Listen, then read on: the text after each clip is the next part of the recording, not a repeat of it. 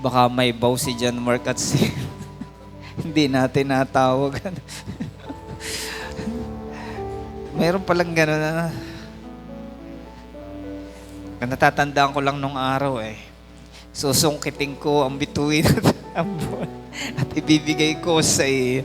Ngayon totoo na yung mga baw nila. Ayan, oh. Anyway, baka gusto nyo magbaw na dalawa dito. It's too late daw. It's too late. Nakakatuwa. Sana naintindihan ninyo ang mensahe ng Brother Pipet. Binibihisan nung araw.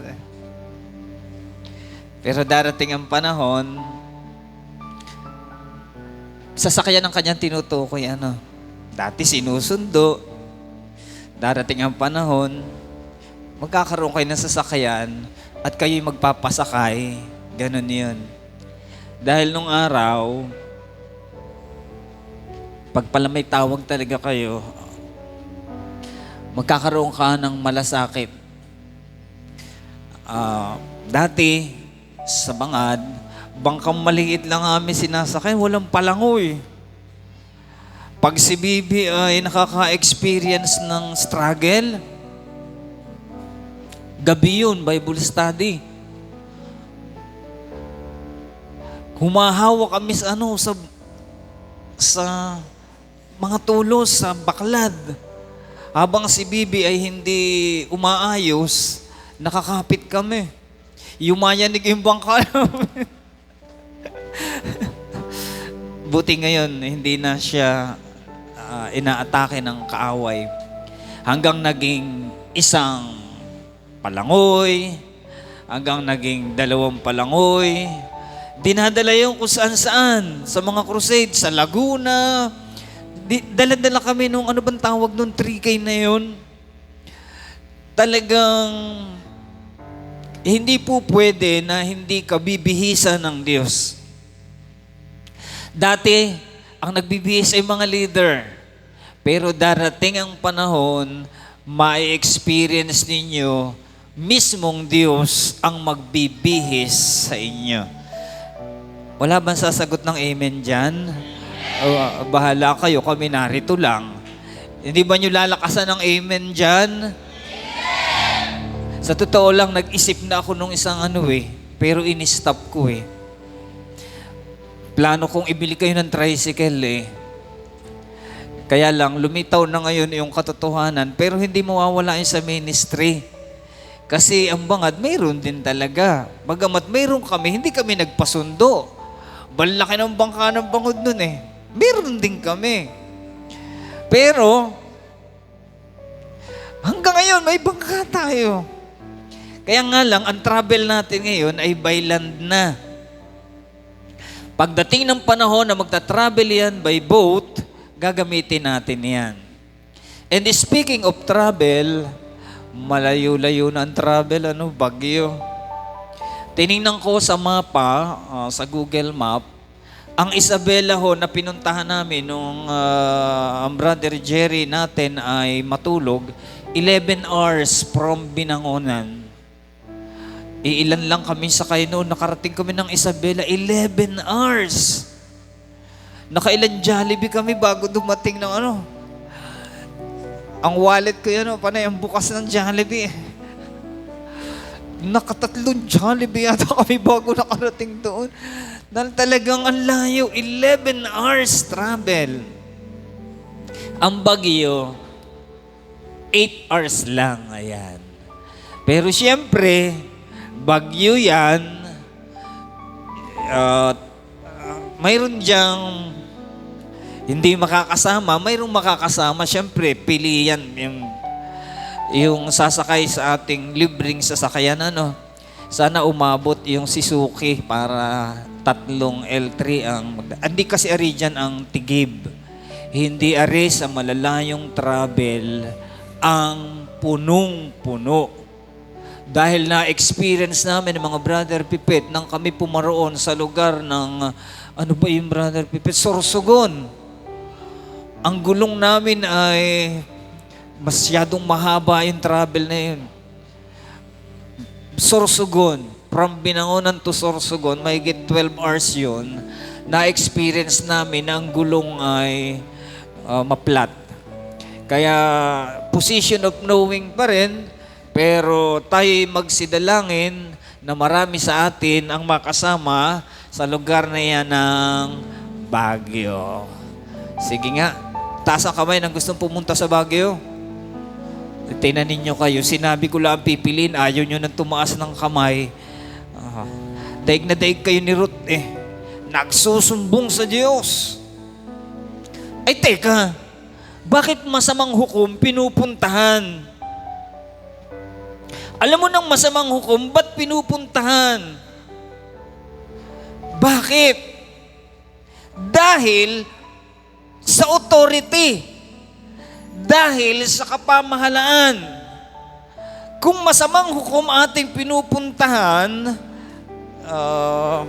yung mga namamahalang iyan sa CHED, siyempre limited yung slot.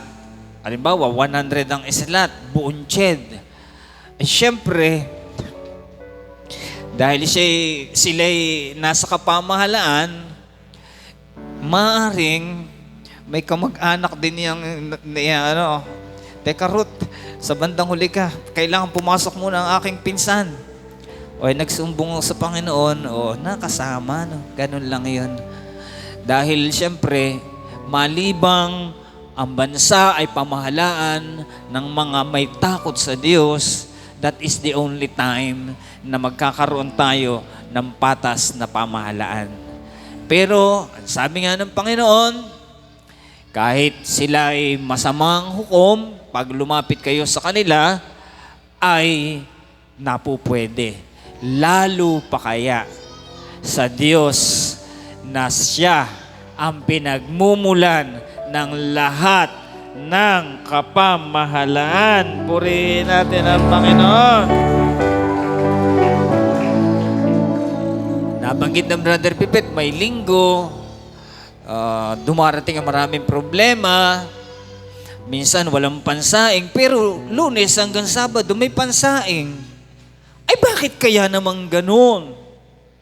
Kasi tinitingnan tayo ng Panginoon kung paano tayo mamamahala. Ayan. At kinakailangang mapagtagumpayan mo. Hindi lamang mapagtagumpayan, kasi pinagmamasdan ka ng kaaway na nagpapadala ng problema. At pag hindi ka marunong mamahala sa araw, ay siyempre hindi ka tatantanan. Pero pag nalampasan mo yan isang Sunday, nakago ka, nagtagumpay ka, ay di alam mo na. Pero hindi lang dapat dapat mamaster mo. Yung tinatawag naming mastery. Paulit-ulit at ulit-ulit mang ikaw atakihin ng kaaway, pag na-master mo na, para mo siyang binablakayan. Hiyang-hiya siya. Sinasabi niya, kahit pala si Marvin ay nabalian, ay narito, Marvin, wow, taas mo ang kami, ikaw na ba yan? Ayan, purihin natin ang Panginoon. Baka gusto mo magpatotoo rito sa unahan. Kaya mo bang humakbang? O natatakot ka? Si JF, naka-attend na siya ng crusade, kaparehas ng kanyang karanasan. Tayo palang mga pandak, may kaunting mas maganda pala. Ang matatangkad pala pag bali ang paano. Si Kuya Tony, si JF, then si Marvin. Pero yung mga pandak, ito, umigsa ito doon sa bahayan sa Kasili. Nang isa nakakita doon siya ng star-star. Pero ayos na ayos.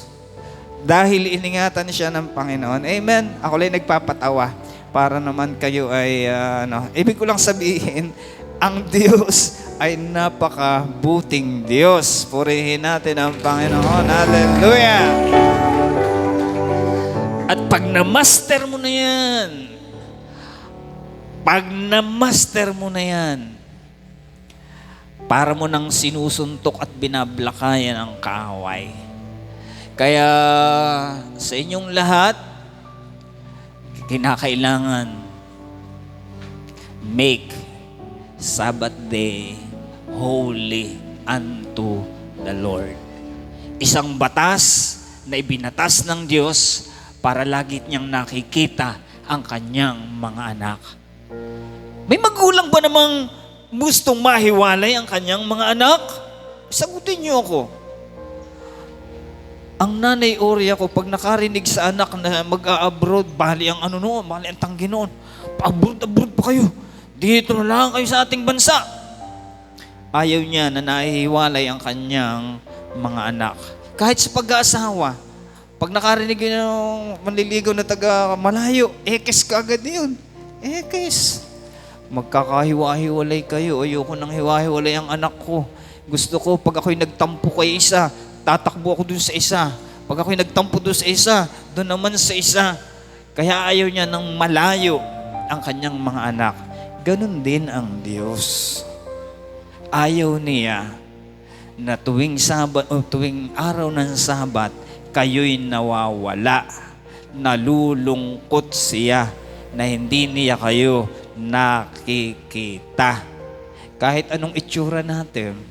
Sabi nga ni Rose, yung sinasabi niya, ang pogi ni Anthony. O diba? Bagamat ganun, ang pogi ni Anthony. Ganun ang ating Diyos. Kahit anong inyong kalalagayan. Kasi alam ng Diyos kung paanong payayamanin ang mahihirap. Alam ng Diyos kung paanong ang mga pisngot ng ilong magmumukhang maganda. Alam ng Diyos kung paanong ang mga may sakit ay gagaling. Eksperto ang Panginoon. Ang term ni Benny, ang Panginoon ang ating manufacturer. Everybody say manufacturer. Siya yung nag-assemble sa atin. Manufacturer ng electric pan, alam nilang may tumik-tik-tik-tik lang dyan. Alam niya kung paano yung gagawin. Ang ating Diyos, siya ang nag-architect ng ating katawan. Alam niya kung paano niya tayo pagagalingin. Alam niya kung paano niya tayo bibigyan ng pagtatagumpay. Amen. Kaya ang subay, hindi sila pumapayag na sila'y mahihirap. Amen. Ganun din naman ang kinagatan. Hindi sila papayag na sila'y mahihirap. Di ba, Carl? Si Carl daw humahabol daw dun sa kamastilisan. Kaso, ang itinetext ni Carl, kanyang biyanan. Nanay, andyan pa ba kayo? Kung akong tinext mo, ay di sasabihin ko, sige, intayin kita. Sumakay ka sa aeroplano. Ayan. Kaya dapat, alam ninyo yung mga taong may kapamahalaan. Siyempre, makikisakay lang ang kang hindi, nahihiya rin naman iyon. Pastor, intayin ba natin siya? Nasa na kami nung sabihin Nasa may taytay na ba? Hindi na kami makababalik o nasa angono na. Kaya, alamin ninyo at kilitiin ninyo ang mga taong may kapamahalaan. Gumaya kayo kay Rod. May paiyak-iyak pa yan. Isusumbong kita sa Panginoon. Naalala ko nung mabigyan na mababang grade nung teacher sa Cardona, nalaman ko. Kinausap ko yung principal, hoy, yun daw teacher mo. Binigyan ng mababang grade yung hindi nagturo. Pagkatapos, tumingala sa langit. Binigyan ng grade ng mga bata. Hayaan nyo, sir, kakausapin ko. Nalipat na yata sa bayan na yan. Ay, hindi na mabago yung grade Kaya talagang ganon, may mga pagkakataon, mga challenges sa ating buhay na ating pinagdadaanan at pag tayo nagtagumpay na, ayan, mamamaster na natin yan. At si Marvin, kailangang mamaster niya. Naka-first, naka-first move na siya. Kailangang mamaster na niya. Amen. Purihin natin ang Panginoon. Palakarin natin si Marvin. Marvin, tayo. Halika rito sa unahan. Kaya mo yan. Halika. Talagang ang pananampal. Bigyan nyo ng daan si Marvin magsasalita.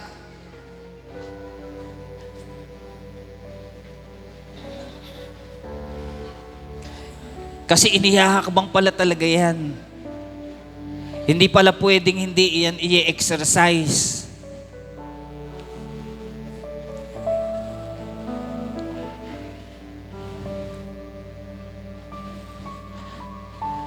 Anong gusto mo? Nakaupo o nakatayo?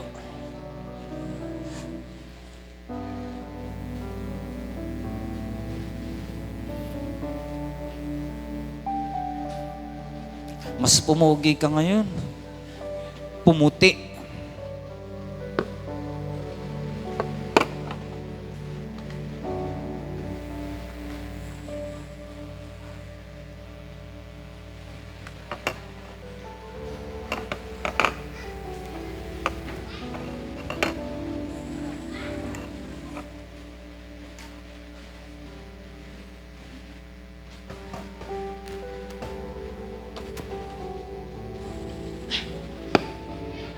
Purihin natin ang Panginoon.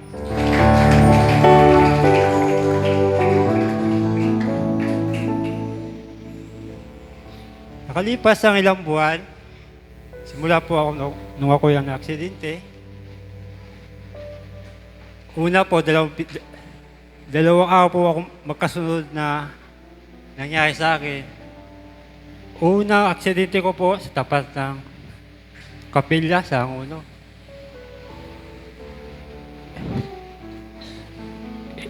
Binaliwala ko lang po yung mga galos. At ako'y patuloy na umuwi sa aking tinutuluyang barracks sa Tipolo. Kinabukasan, naulit po ulit yung aking pagka-aksidente. Doon po ako napuruan. Binabaybay ko po yung Manila East going to, galing Anguno to Antipolo. Pagdating sa Everglades Subdivision sa tapat, bigla na lang po akong bumulagta. Hindi ko naman po napansin na may nakasalubong akong isang sasakyan. 4x4 po yun.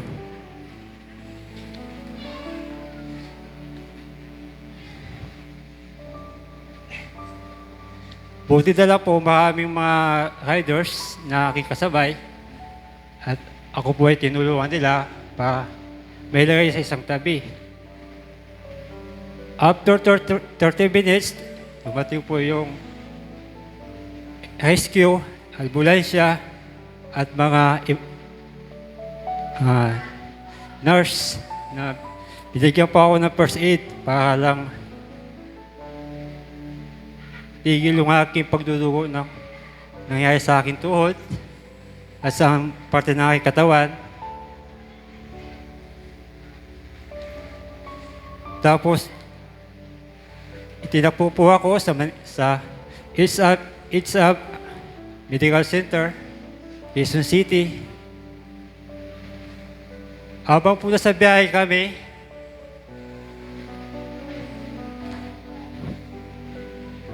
tinatawagan ko po yung aking asawa. Ngunit sa aking mga pagtawag, wala pong sumagot. Ang aking bayaw Glendale, wala yung sumasagot. At naisip ko po, tawagan ng aking magulang. Ang aking magulang po ang tumawag sa kanila at may nangyari po sa akin. Buti na lang may isang taong na tumulong at kinuha yung number ng asawa ko at binigyan ako ng load para lang patawagan yung aking pamilya, kaibigan, lahat po, pati yung mga kasama ko sa trabaho, aking kinuntak. Pati yung aking commander officer na nagulat na lang po sa nangyari sa akin. Sana po nung hapon dapat yung galing ako ng Anguno, 24, dapat may duty pa ako kinagabihan. Ayun lang po yung aking sideline para matulungan ko yung asawa ko kasi po siya nag-aaral. Kasi hindi po sapat yung sa Aguno. Kaya po ako ay nag-extra duty. Binigyan naman po ako ng aking commander. Hanggat kaya ko, gagawin ko para sa aking pamilya. Yung nga po, nung dumating po kami sa ospital,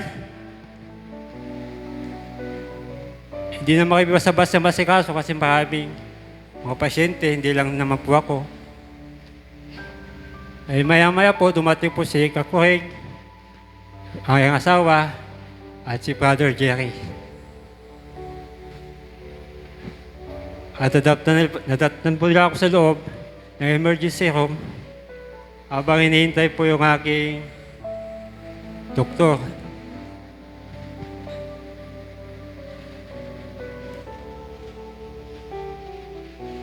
Si Brother Jerry po ay nagdasal po kaming dalawa para sa aking mga hindi kaya na sabi ko sa Panginoon. At binigay niya po sa akin ang lahat ng kalakasan para kayanin ko ang aking operasyon.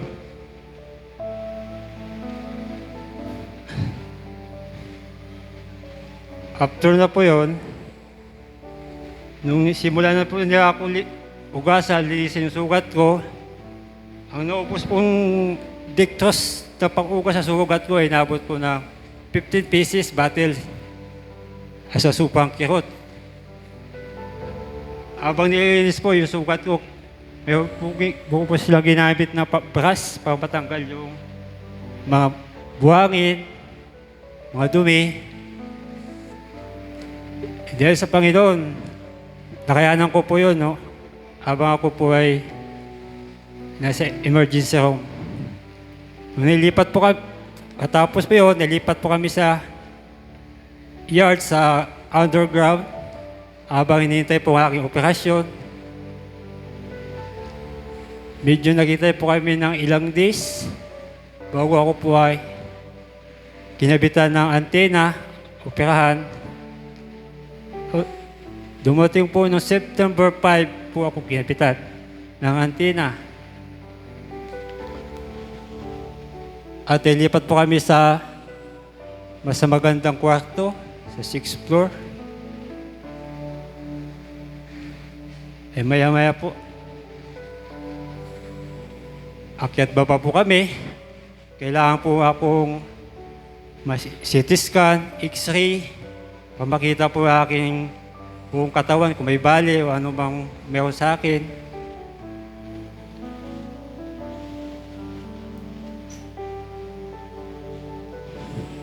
Habang po ako ay pupunta sa X-ray, di naman po natin maiwasan yung mga doktor, nurse. Kailangan may lipat sa isang higaan para lang ma-X-ray kasi di po pwede yung kung saan ka nakahiga, doon ka lang. Kailangan pong ililipat. Kahit sa sobrang sakit po, tinitiis ko po yun.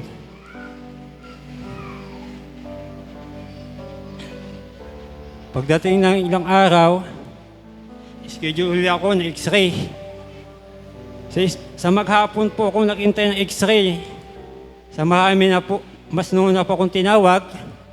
Ako po ay hindi po na X-ray. Inaabot po ako ng gutom, panginginig ng katawan, kirot.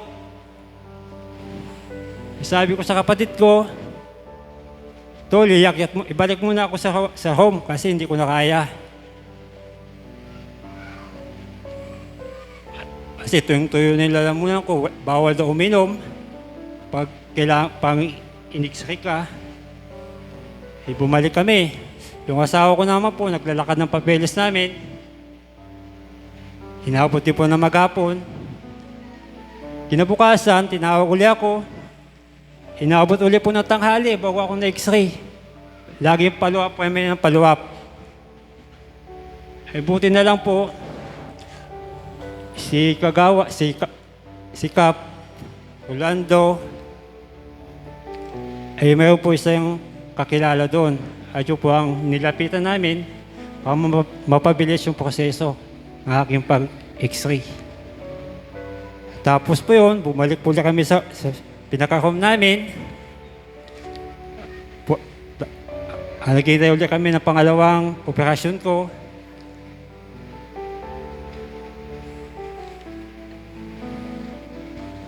Tapos yun, naka-schedule yung operasyon ko, September 25. Kasi naka-schedule po sa akin, unang salang po sa anak ko.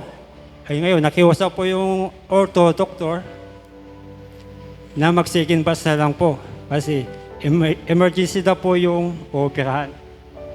Eh ako naman po pumayag. Kung mas malala po yun kaysa sa kanya, kaysa sa akin, pinagbigyan ko na lang po yung ortho, nakiusap po siya sa akin. Di bumalik po kami sa taas. Pagkatapos po, tapos ba yun, bubalik ulit po kami sa operating room para sa operasyon ko po. Akala ko po, aabutin po ako ng 3 opera. Ninalangin po ako, sana kaya nila kahit isang opera na lang po. Na malagyan po ako ng bakal sa tuhod at maging okay po at makauwi pa ako dito sa tahanan. September 25 nga po, di ba, inoperahan ako. After 5 days, kami po discharge na po. Ako po bigla nagulat. Wala namang pasabi sa akin ng ortho ko, nagagalaw-galaw ko yung aking binti. Nung palabas na po kami, lahat po ng ortho, doctors, nandun po sa aming room. Yung tuwid kong paa, parang ginawa ko po nila, inilit-ilot, binaluktot. Doon po ako sumigaw ng malakas. Lahat ng katabi ko po, imbis na tutulog, nagulat sila sa akin. Kasi hindi ko po talaga kaya eh. Pati yung ortho kong doktor, tatapi ko sa braso ng 3 beses. Sabi ko, Dok, push, hindi ko na po kaya. Ayun po. Ang naligo ako ng pawis. Sobrang sakit. Maya-maya po, naabsan po yung sakit ng aking tuhod. Na kami po ay nag-discharge. Pauwi po dito. Hanggang po ako makasakay ng ambulansya. Hanggang magbiyahe po. Kada lupak po, dinadaan ng ambulansya. Sumisigaw po ako kasi konting galaw lang po. Makihot. Pagdating po dito sa bahay, dito po ako nakaginhawa. Nag-pray po ako. Sabi ko kay Lord, sana, palakasin niyo yung aking pangangatawan. At gabayan niya aking kalusugan. Isa ngayon po, ito po ako ngayon sa harapan niyo. Medyo in-exercise ko na lang po ang aking paglakad. Gusto ko na rin po makabalik sa aking trabaho. Ang mga kaibigan, lagi tumatawag sa akin. Sabi ko, hindi ko pa kaya. Babalik naman po ako sa inyo, sabi ko sa kanila. Maging okay na po lahat. Magsama-sama po kami.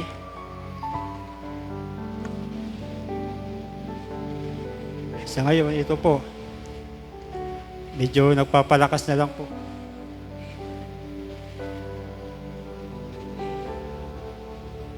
Ang inabot po ng bill ko po, kumulang po kalating milyon ang nagastos po namin. Buti na lang po, meron po ako mga benefits. Laking tulong po yun sa akin, benefits ko po. Nakabangga naman po sa akin, tumulong ng konti. Natapos, nakiusap, sabi mahirap din daw sila. Hindi na po kami nagabol.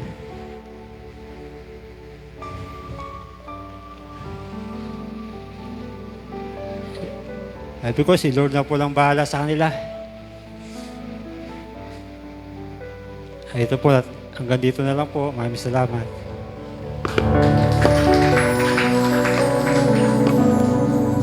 So, kilala mo na si Lord ngayon. Masasabi mo na, Lord, pagalingin mo ako. Ayan.